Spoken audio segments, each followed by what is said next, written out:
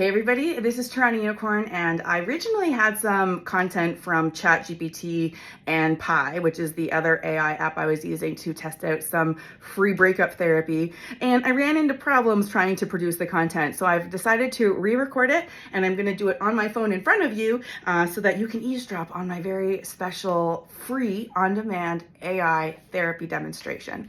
So I'm going to open the app Pi. There's a few different places to do it. I'm going to open a whole new chat. Sometimes it remembers your history, right? So I'm like, well, I want a new chat. New thread. Okay.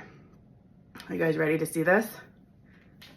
So again, what I'm about to input into this AI bot is maybe personal information, maybe not. It could be hypothetical. It's more just to show you how the app is interacting with me more than it is like I'm revealing personal information. Are you ready? This is what it looks like, by the way. I need help getting my heart through a very recent heartbreak and breakup, and I'm in a lot of stages of grief. Dealing with a recent heartbreak is no easy task. Grief is a natural part of the healing process, and it's okay to take your time to work through your feelings. Is there anything in particular about the breakup that you're struggling with, or is it more of a general feeling of sadness? I understand logically that the breakup is real and that my ex is my ex and he's not coming back, but yet I sit in sadness even though I know logically the breakup was for the best. It's completely normal to feel a sense of sadness even when you understand that the breakup was for the best. The heart and the mind often move at different paces. It's important to allow yourself to feel the emotions that come up for you and acknowledge that it's okay to be sad. Have you been taking time to focus on your own self-care during this process? So you can answer their questions if you want to, but I'm just gonna do whatever the fuck I want. I'm having a hard time accepting the loss. Is there any tools or strategies that you could give me that would help me process this hard emotion?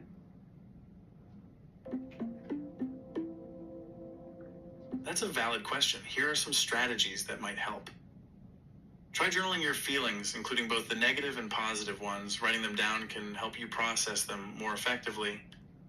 Take time to do things that you enjoy and that make you happy. This could be anything from watching a favorite TV show to going for a hike. Yes, seek out support from friends or loved ones who are good listeners and can offer a shoulder to lean on. Consider practicing mindfulness or meditation to help quiet your mind and allow you to be present with your emotions. I need to learn how to let go so that I can move on. Do you have any advice for things I could do? Learning to let go is definitely a process, but here are some things you could try.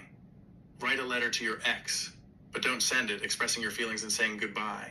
This can help you release your emotions and gain closure. Delete old photos, texts, or other reminders of your ex from your phone and social media. Set boundaries with your ex and avoid engaging in activities that remind you of them. Redirect your energy into new activities or hobbies that you enjoy, or into self-improvement projects like learning a new skill or starting a new workout routine. I think I'm going to send a goodbye letter to my ex, or not send it, but write it. What should I put in it in order to maximize the healing? Writing a goodbye letter can be a therapeutic exercise. Here are some things to consider, including acknowledge the good times you shared and any positive memories you have of your relationship. Express any lingering feelings of anger or sadness that you need to release. State your intention to move on and focus on your own well-being. Wish your ex well, but also affirm your own strength and resilience. Include a symbolic gesture like burning the letter or tearing it up to release your emotions and gain closure. What does it say about me that I am struggling to let go of somebody who is actually not even good for me?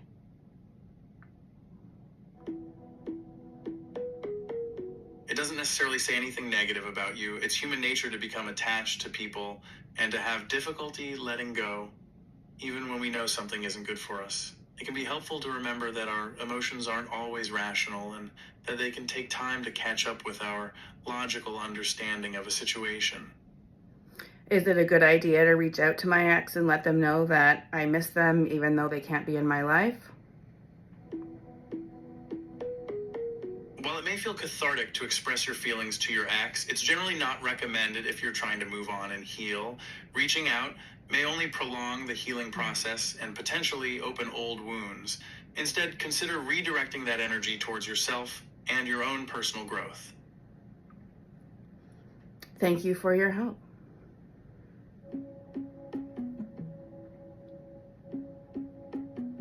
You're very welcome, Toronto Unicorn. Remember to be kind to yourself during this process, and don't hesitate to reach out if you need additional support.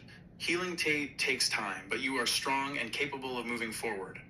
How did it know I was Toronto Unicorn? Creepy. Question for you. Oh, wait, I have to interrupt it. I didn't know. But your username is Toronto Unicorn, so I was just connecting the dots. I love that it said haha. Does Toronto Unicorn have a podcast called Life Hack Your Breakup, and is it worth listening to?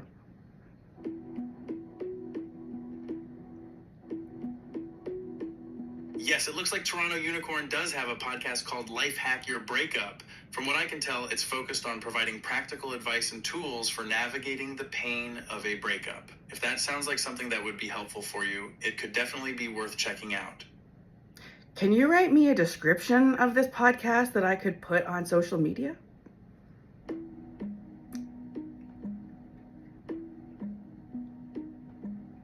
Sure. Here's a description you could use on social media to promote Toronto Unicorn's podcast.